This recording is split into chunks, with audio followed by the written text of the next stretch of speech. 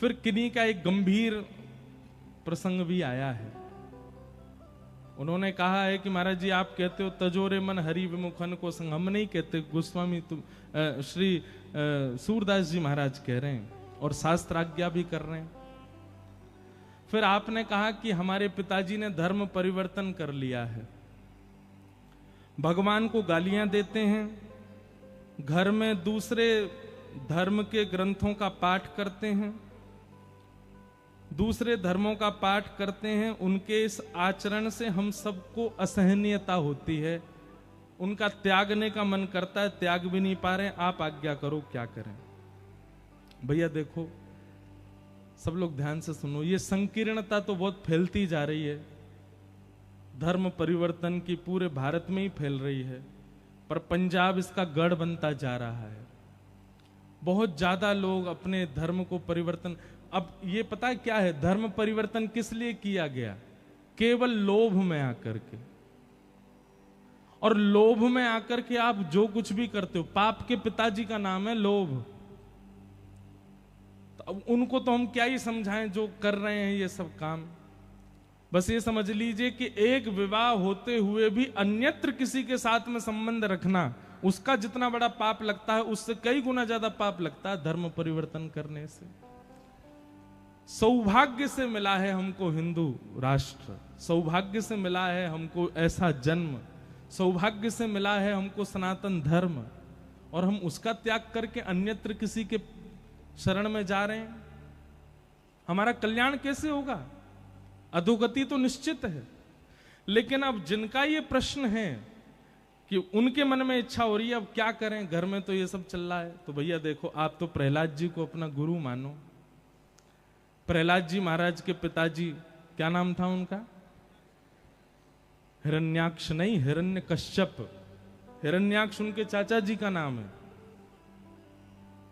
तो हिरण्यकश्यप जो हैं वो कैसे हैं? ये ऐसे ही हैं, भगवान को गालियां देते हैं, घर में उल्टे सीधे काम होते हैं, सब तरीके से प्रहलाद को रोकते हैं कि तुम भजन मत करो, तुम ये मत करो, तुम।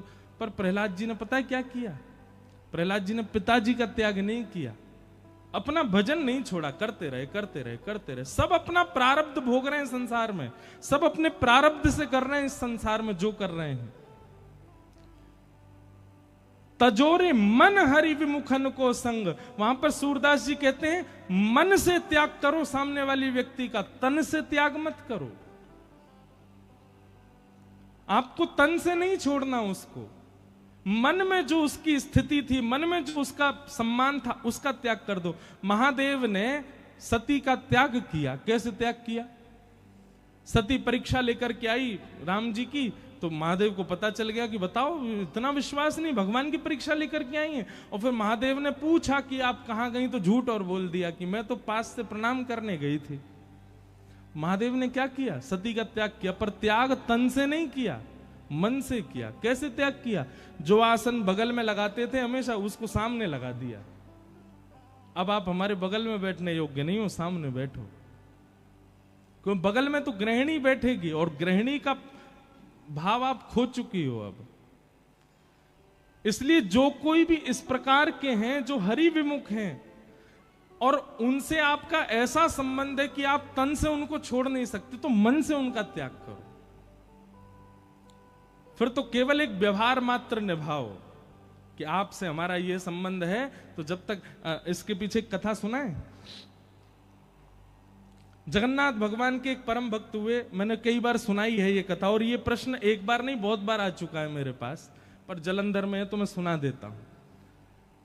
भगवान जगन्नाथ जी के परम भक्त हुए, उनका नाम था अंगद जी। क्या नाम था? अंगद जी। अंगद जी जो थे वो एक राजा के मंत्री थे। बहुत ध्यान से सुनना। अंगद जी की जो पत्नी थी वो बहुत सुंदर थी, और अंगद जी उससे बहुत प्रेम करते थे। परंतु पत्नी जो थी वो परम भक्त थी, कथाओं में जाना, सत्संग सुनना, ये सब में उसकी बड़ी रुचि। अंगद जी को कथा वथाओं से कोई मतलब नहीं था। उन्होंने पत्नी से स्पष्ट कह दिया, तुम जहां जाओ कथा सुनो, भक्ति करो, संत महात्माओं को प्रसाद पवाओ, सब करो, मुझसे कभी मत कहना कि ये सब करो, मुझसे नहीं होता। पत्नी बोली ठीक है कोई बात नहीं, आप अपने राजपाट पे ध्यान दो, हम भक्ति करें। अब एक दिन क्या हुआ, एकादशी का दिन था, तो संत महात्माओं ने कहा कि आज आश्रम में कोई उत्सव चल रहा है, सत्संग कहाँ हो, शांति हो, ऐसी जगह सत्संग हो। तो अंगद जी की पत्नी बोली आप सब हमारे घर चलो, हमारे घर पे ही सत्संग कर लो। तो सब संतों को लेकर के अंगद जी की पत्नी घर आ गई और वहीं पर ही सत्संग होने लगा। समाज बैठ करके नृत्य कर रहे हैं, कीर्तन हो रहा है, कथा हो रही है। शाम का समय अंगद जी लौट करके आए अपने घर। घर आकर के देखा तो महाराज उछल उछल करके जो है महामंत्र पर सब कीर्तन कर रहे हैं और साधु महात्मा भी सब नृत्य कर रहे हैं और वहां तो कीर्तन कथा चल रही है। अंगद जी महाराज तो क्रोधित हो गए और भीतर जाकर के उन्होंने चिल्लाना शुरू किया, बंद करो ये सब नाटक, क्या कर रहे हो यहाँ पर, ये घर है, तुम्हारा आश्रम नहीं है, ये घर है, ये तुम लोगों का मठ मंदिर नहीं है जो यहां उछल उछल के कीर्तन करो, निकलो यहां से बाहर। अब वैष्णवों को अपने अपमान से इतना बुरा नहीं लगता, पर कथा कीर्तन का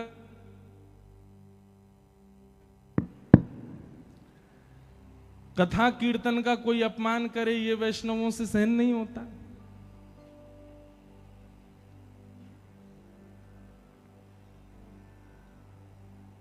सब लोग चले गए। अंगद जी की पत्नी बिल्कुल नीची नजर किए और महाराज लाल पड़ गया था चेहरा उसका।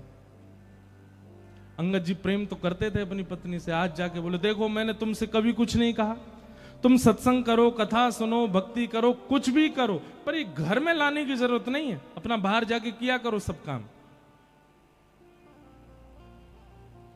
उसी समय अंगद जी की पत्नी बोली ये बात आप प्रेम से मुझे सत्संग के बाद भी कह सकते थे, कम से कम गुरुजन और इतने सब साधु महात्मा सत्संगी आए थे, उन सब के बीच में उपद्रव तो नहीं करना चाहिए था आपको।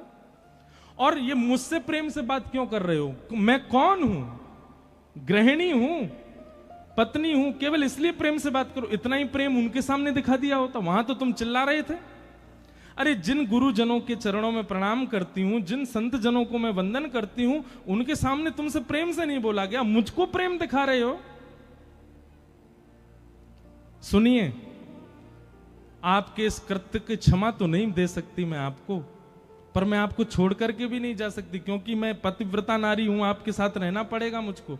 पर मेरा आज से नियम होगा क्या, मैं घूंघट करके रहूंगी, आपको ना तो अपना मुख दिखाऊंगी ना आपका मुख देखूंगी, आपके लिए भोजन बनाऊंगी, आपके बर्तन कुर्तन जो करना है सब काम करूंगी, घर के जो भी गृह गृहस्थी के काम होते हैं सब निभाऊंगी, लेकिन ना आपका मुख देखूंगी ना अपना मुख दिखाऊंगी। ये मेरा आज प्रण है। अंगद जी की पत्नी ने, अब इसको आप क्या समझेंगे, तन से वो संगी ही है पर मन से त्याग कर दिया उसने। अब अंगद जी की पत्नी पूरे दिन घूंघट में रहती है। एक दिन, 2 दिन, 4 दिन, 5 दिन बीत गए। अंगद जी बोले अब मान जाओ। पत्नी नहीं मानी, बोले मृत्यु को प्राप्त हो जाऊंगी घूंघट में, लेकिन आपको मुख नहीं दिखाऊंगी ना आपका देखूंगी। 1 महीना बीत गया। अंगद जी अब उदास रहने लगे, घर जाने का मन ही नहीं होता। क्यों? पत्नी बात ही नहीं करती है। तो एक दिन अंगद जी अपने घोड़ा पे बैठ के कहीं जा रहे थे, तभी देखा कि महाराज वैसा ही सत्संग कहीं चल रहा था, लोग उछल उछल करके कीर्तन कर रहे थे और व्यास मंच पे बैठ के एक कथाकार बढ़िया कीर्तन गा रहे थे। अंगद जी बोले जाके सुनूं तो सही, इस कथा में ऐसा है क्या जो मेरी पत्नी ने मेरा त्याग कर दिया कथा की वजह से। कथा में पहुंचे, कीर्तन विश्राम होते ही सब बैठ गए, कथा होने लगी। अंगद जी दूर बैठे हैं और दूर बैठे बैठे सुनते सुनते 1 महीना से जितना क्षोभ उनके चित्त में था ना, चंद मिनट की कथा में वो सारा क्षोभ दूर हो गया और उनको इतनी सुख की अनुभूति होने लगी, इतना अच्छा लगने लगा कथा में कि अब तो वो दूसरे दिन समय से पहले आकर के बैठ गए और आकर के पूरी कथा सुनने लगे, पीछे बैठ करके पूरी कथा सुनते। तीसरे दिन अंगद जी जैसे ही आए, आकर के देखा तो आज तो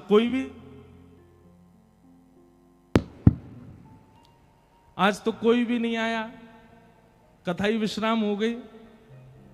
अंगद जी ने पूछा भैया यहां पे कल कथा चल रही थी क्या? वो बोले कल 7 दिन हो गए पूरे, अब तो व्यास जी चले गए, यहां से कथा हो गई। तो अंगद जी को इतनी व्याकुलता पत्नी के रूठने पर नहीं हुई जितनी व्याकुलता कथा के विश्राम। बोले अब कब होगी कथा? बोले कथा तो भैया अब अगले वर्ष होगी, परंतु वो व्यास जी थोड़ी दूर एक गांव है, वहां पर आज से कथा उन्होंने प्रारंभ कर दी है, आपको सुननी हो तो वहां चले जाओ। अंगद जी दौड़ करके गए महाराज, दूसरे गांव में जाके कथा सुनने लगे। अब तो अंगद यही नियम बन गया,